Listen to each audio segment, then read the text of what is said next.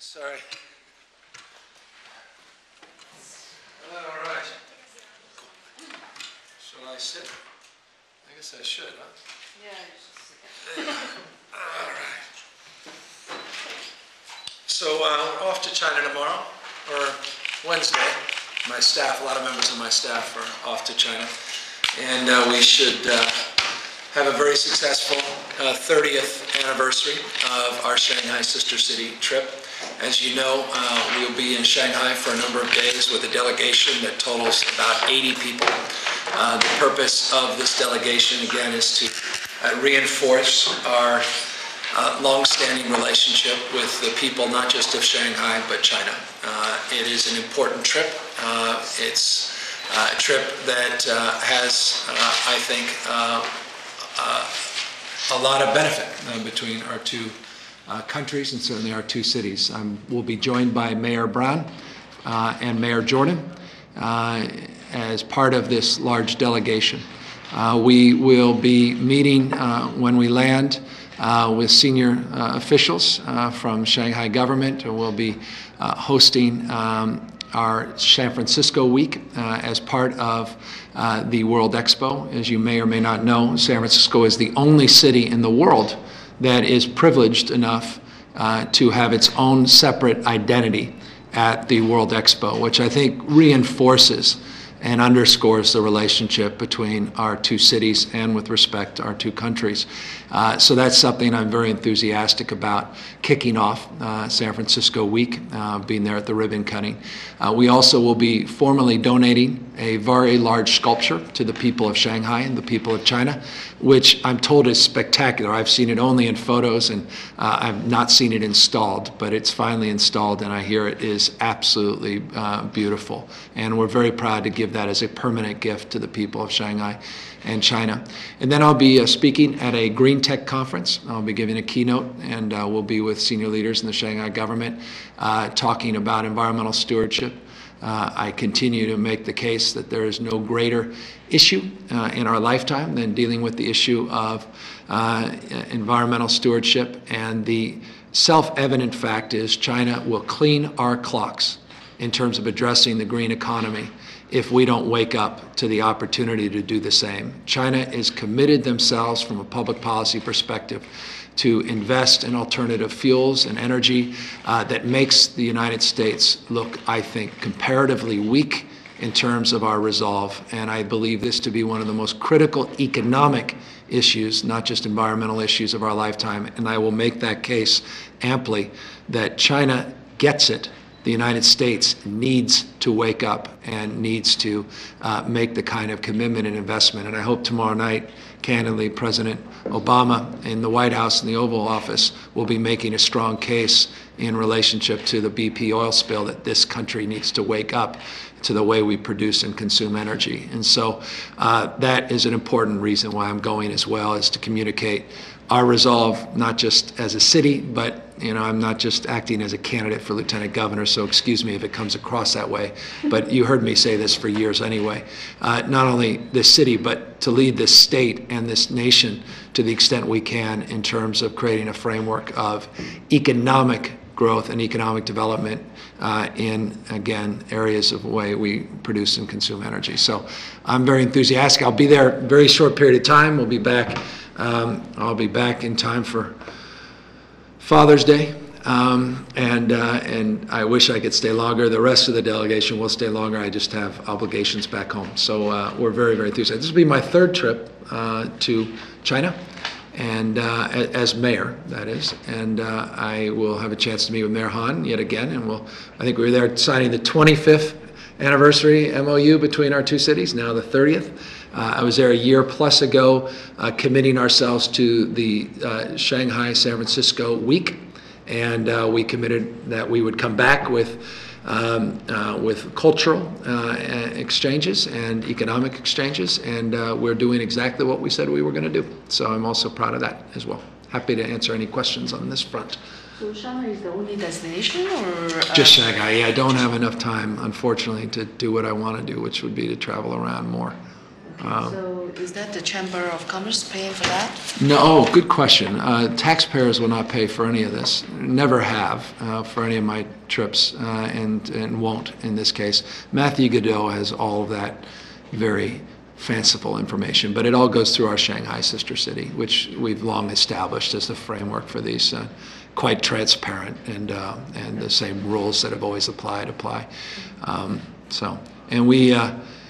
There's a series of dinners, and you know, the receptions, dinners, and a lot of protocol and a lot of speeches. Last time I met the former president, which was good fun. It's actually a book that came out on our history of the Shanghai sister city. There's some wonderful photos that I think demonstrate the relationships that we have. And again, I'm very, very proud of them. Senator Feinstein, I think, is going out there. She was out there earlier this month. Yeah. She unfortunately couldn't join us at the exact same time, but she committed. So 4 mayors will be in Shanghai over the course of this month, which 3 former mayors of San Francisco and myself. So again, very proud of that. And those are all the living mayors save one. And you'll have to ask him why he's not going. So any of the board members is going to go with you? We're with Phil Ting is going. The board will be appropriately trying to figure out ways of taxing you more. Excuse me. No, the board will hopefully be trying to find ways of balancing a budget without having to increase your taxes. Something that I'm very concerned about. You know, I just added up all the tax measures the board is promoting. It's over $100 million. It's an extraordinary thing. I thought it not to be true. I said it can't be in this environment that this board would actually promote $100 million of new taxes. Yet this Board of Supervisors apparently believes that's the right thing to do. David Chu has a tax measure where tens of thousands of businesses will be taxed if his proposal goes forward. Tens of thousands of businesses, nonprofits, will be taxed if his proposal goes forward. It's an extraordinary thing. I will do everything in my power to defeat that. It's one of the reasons I'm coming back, is I'm very worried about these tax proposals, these charter amendments that the board is putting on. Ross Mercarimi and David Chu have a measure to take $40 million of the city's general fund, increase the budget deficit by $40 million with their MUNI reform, which is just terrible. And the way they want to pay for it is to tax tens of thousands of businesses, small businesses, and yet they still aren't able to cover that rate of the general fund, which is remarkable when you consider members of the board have been criticizing the structural problem in the city. Yet the structural problem that they're trying to solve has been exacerbated if they get their way on this MUNI reform and actually raid the general fund of $40 million, and they will only provide $35 million in a small business tax that hurts our economic recovery. I'm very worried, as I say, about this, and I'm being a little bit more aggressive than you perhaps have heard me in the past, because I cannot allow these things to happen here. I'm not going to allow this city to go down this path, which I think is a destructive path, where our economic recovery will be put at peril, not just risk, if they get their way. And so I have to be aggressive. My apologies to those in question. I'm sure that members of the board don't like their names being used the way my name is used. I know it's a different version, but I need to be very specific about those that are proposing these tax measures, which I'm concerned about. But when they're talking about the Charter Amendment, it's about the MTA, and it's also talking about the negotiation conditions for the MTA, the driver's salary. So do you consider, that's a good point, well, I think especially with the second one? I think they hurt us. I think the board, in their desire to show leadership, actually hurt our efforts at TWU by saying we're going to bail you out with $40 million of city money. I mean, think about it. If you're MUNI drivers and you just heard the board saying, hey, don't worry, we're going to send $40 million over to your agency of city money, kind of makes you feel like you're off the hook, doesn't it? Common sense would dictate that.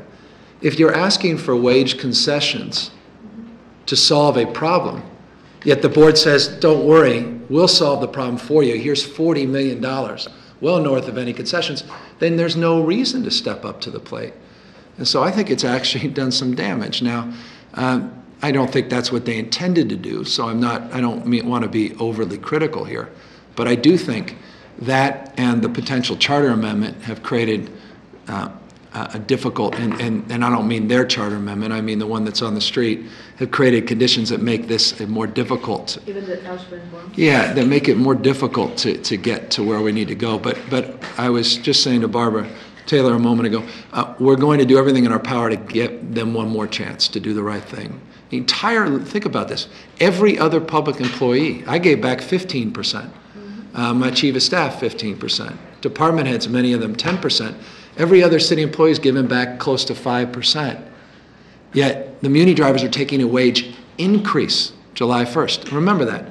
All we're asking them is to get paid as much as they were getting paid last year. But what they want is more money. And what that more money will do is force service cuts that we can solve if they would just do what all the other public employees unions have done. So what they've done is they basically said to all the other tens of thousands, over 20,000 city employees, that we're more special than you. We're more important than you. We're so important that the drivers are not only less important because there'll be service cuts, but as brothers and sisters in labor, we are somehow endowed with something better and more.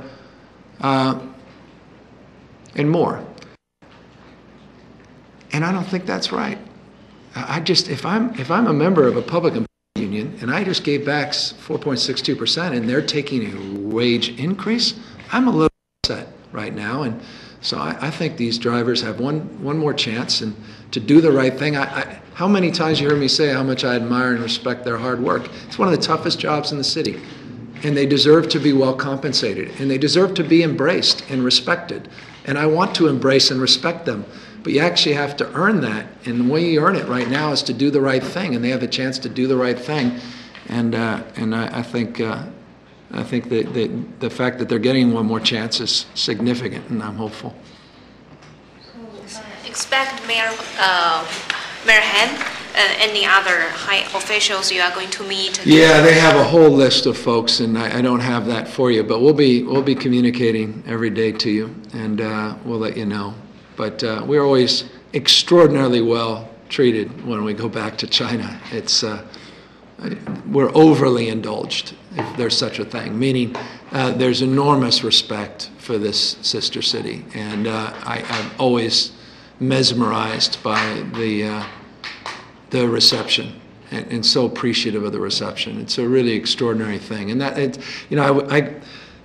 my schedule is such right now, it's very difficult to go back in the middle of this budget. It's just starting though, so I feel if I'm back Sunday, they have it next week. It really heats up.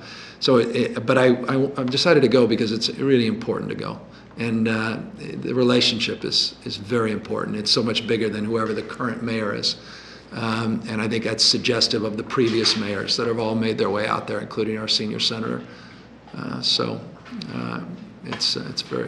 should be nice. On another subject, what do you think of the John Avalos's anti-Israel resolution? I don't think it's well timed and conceived. Look, we'll see what happens. It's without reference to committee, so I can't imagine they're going to vote on it. I think someone will send it back to committee, but I don't intend to sign it. The expo has been on the way for more than a month. So from what you have learned, what's your comment on the expo itself? Well, when China does something, they do it big. That's my comment. It kind of makes and I'm confident that will be my comment when I get there. My jaw will drop. I was there last year when I saw it was just beginning to form. They had the virtual tour. So I went on the virtual tour. And it was extraordinary then, and I'm told it's much more extraordinary now. When China puts its mind to do something, it has the capacity to do things the likes of which we haven't seen in millennium. Truly. It's an extraordinary thing to behold. That doesn't mean that this country, the United States, is not capable of doing extraordinary things. We've proven we can, and I'm confident that we will reconcile some of our shortcomings, particularly as it relates to innovative economy. But we, it's important. I've said this to you guys many times. I don't think there's a more important relationship between the United States, for the United States, and the relationship with China in the next 100 years.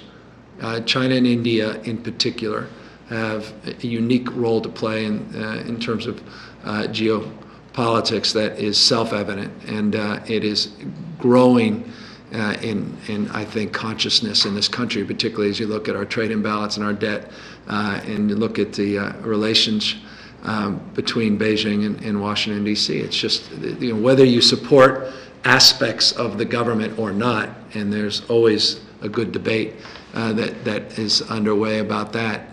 This relationship is too important to this country and the people in this country to take it for granted, and we'll do so at our peril. So I'm playing my small part as mayor to make that case, and I'm very proud of our history, and very proud to be able to participate in this exchange.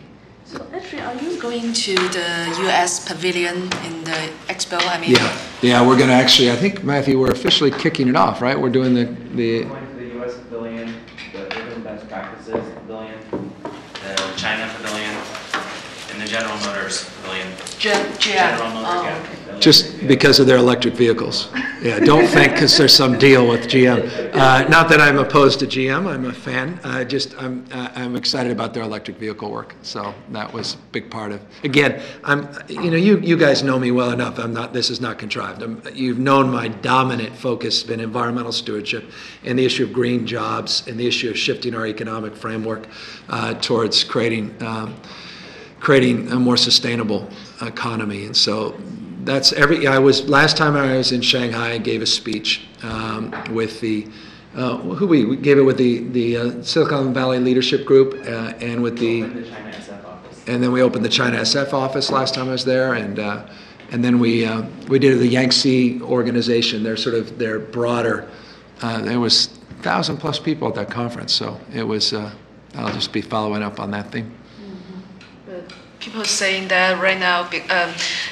Compared with the pavilions, it seems like U.S. pavilion is not that special. Well, remember, compared with when we signed, and here's why, and you know why, is the United States was slow to support it, and which was really unfortunate. Remember, we went out there to make a statement. The Bush administration wasn't engaged in terms of this expo. And so we went out as a delegation a year and a half ago to sign an MOU saying we'll step up on behalf of the country, which was an audacious thing to say. People say that's ridiculous, except at the time it was the only thing that the Chinese government can point to that the United States and any of its representative governments were doing. And that's why we have our week, is because we stepped up and stepped in before the United States did. The Obama administration came in and they tried to right that wrong of the Bush administration.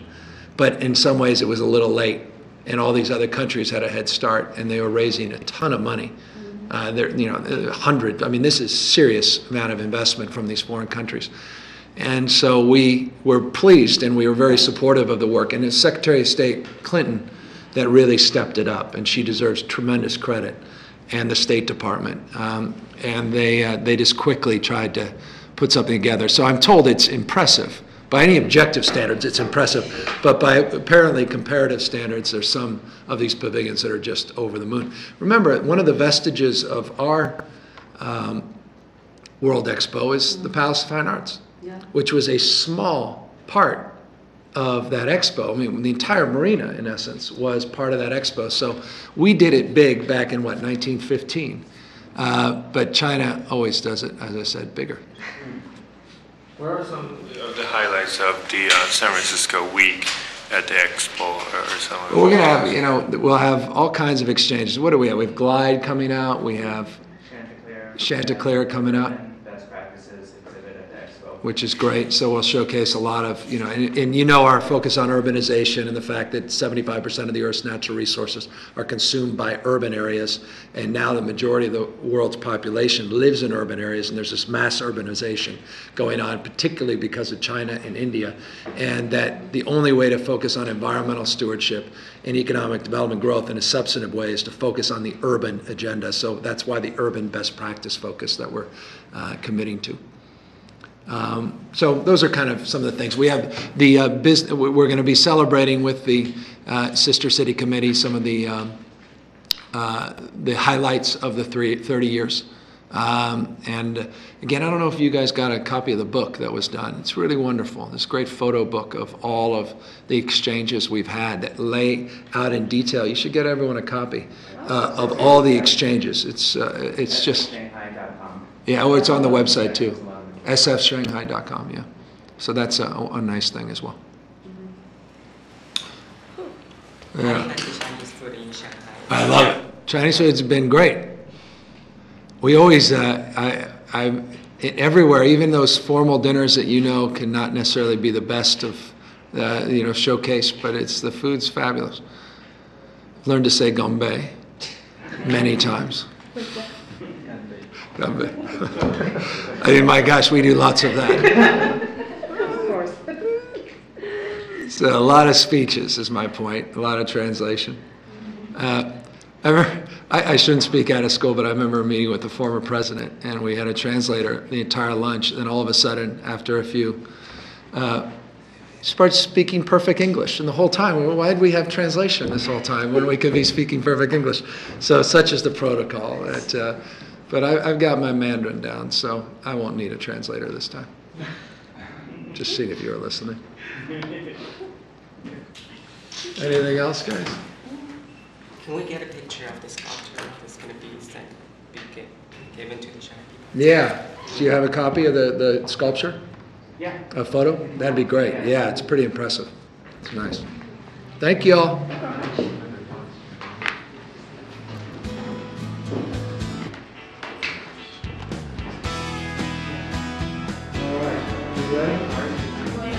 Thanks, it'll be fun.